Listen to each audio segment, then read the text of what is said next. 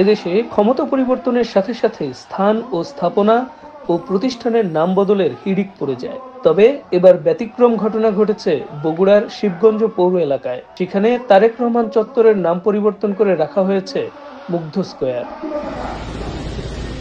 গত 5ই আগস্ট শেখ হাসিনা পদত্যাগ করে পালানোর পর বগুড়ার শিবগঞ্জ পৌরসভার জিরো পয়েন্টে সমবেত হয় হাজারো মানুষ।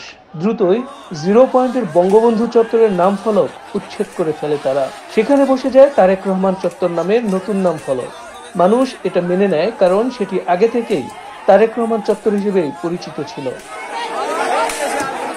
তবে 7 তারিখে বিষয়টি তারেক রহমানের নজরে আসে। সঙ্গে সঙ্গে তিনি শিবগঞ্জ উপজেলা পরিষদের চেয়ারম্যান এবং উপজেলা বিএনপির সভাপতিকে নির্দেশ দেন দ্রুত যেন জায়গাটাকে শহীদ মুগ্ধকে উৎসর্গ করে নামকরণ হয়। পরের দিনই স্থানটিকে প্রশাসনের নলেজে দিয়ে মুগ্ধ স্কয়ার হিসেবে নতুন নাম ফলক লাগানো হয়। স্থানীয় লোকজন দলমত নির্বিশেষে সবাই তারেক রহমানের এই উদারতাকে একটি ব্যতিক্রমী দৃষ্টান্ত হিসেবে উল্লেখ করেছেন।